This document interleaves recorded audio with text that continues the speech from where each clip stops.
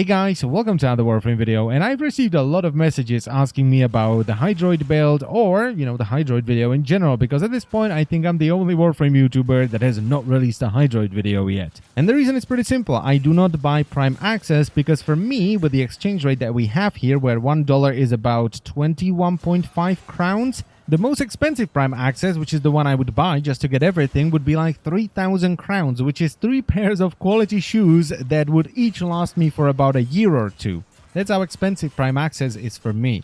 So I could either buy Hydroid Prime and all the goodies he comes with, or have shoes for the next 6 years. And once I start thinking about it that way, I just cannot buy it. But that's not the only reason why this video took me so long. It's also because I wanted to make sort of a feels-good quality build for Hydroid. And it took a lot of trial and error. I think I spent like 5 hours today just swapping mods around to get that feels-good kind of gameplay while also keeping it as a quality build so that we're not hindering any stats and all the abilities are not just usable but pretty powerful and useful as well. So let's check the build out, shall we? So since Hydroid Prime comes with 2 dashes, a V, a D, and a dash in the aura slot, I didn't have to use any Forma. It's just a potato and an Exilus adapter, which is also very nice. Now the aura I decided to go for is Energy Siphon rather than Corrosive Projection because I felt like I didn't really need the armor reduction Corrosive Projection gives me. And that's mostly because I'm using Corroding Barrage. So if I run into an enemy that has a lot of armor, I just pop into Undertow, cast Corroding Barrage, and they will drown in a couple of seconds. And the extra energy you get from Energy Siphon is just really nice, especially since we are running primed flow. Then for my Exilus, I'm using Aviator, which gives you 40% damage reduction while you're in the air. And it doesn't matter if you're bullet jumping or gliding, just if you're not standing on the ground,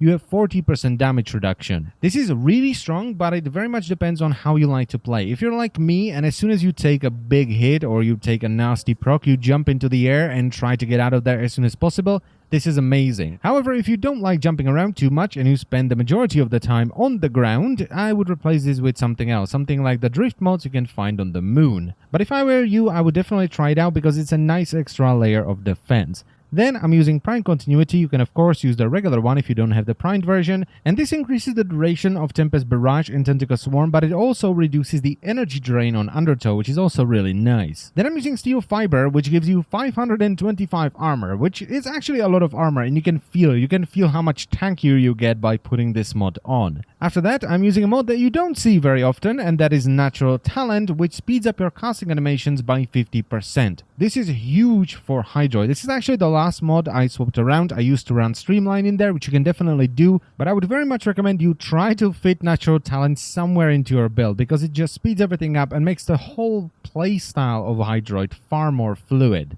Then we have Vitality because having a lot of armor is kind of useless if you have no health to protect with that armor. Next up, we have Intensify, which gives you a little bit of extra damage on everything, which is definitely nice, but more importantly, it increases the healing you and your allies get from Curative Undertow, so you don't have to spend as much time inside the puddle, which is, in my honest opinion, a very good thing. Then, I'm using 2 different augment mods. The first one is Corroding Barrage, which just gives Tempest Barrage 100% chance to affect the enemy with a corrosive proc when it hits them. This is really, really good. It makes Tempest Barrage into an amazing armor stripping ability. And the second one is Curative Undertow, which heals you while you're in Undertow, but also makes it so that your allies can jump into Undertow and heal as well, which is a very nice quality of life thing. And it improves your survivability by an enormous amount because, when you get into an oh shit moment and you turn into a puddle when you've been hit by a bombard rocket or a nasty slash proc, you usually don't have a lot of health and die as soon as you leave the puddle. This way, though,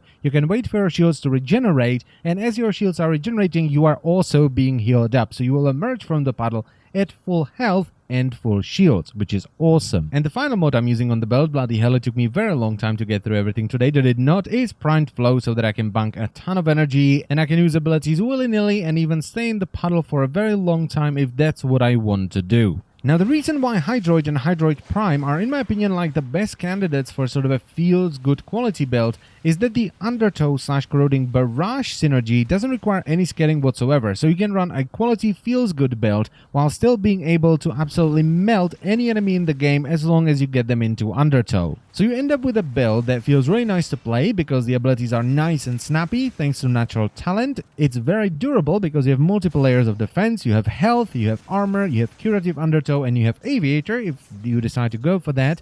and you can still kill anything the game can throw at you if you get it into Undertow in like 5 to 15 seconds. So it's basically a complete package. It has everything and it feels amazing to play. I absolutely love the way this plays. It is awesome. And the best thing about this build, it's zero Forma, so you can always try it out, and if it's not your kind of thing, you can swap into something else. And that's pretty much it for the video. I think I've been rambling for long enough, so I would definitely recommend you try this build out. It just feels really good to play. It is awesome. And if you don't like it, you can always swap out of it because it is zero Forma. So as always, guys, I thank you very much for watching, and I will see you next time. Bye-bye.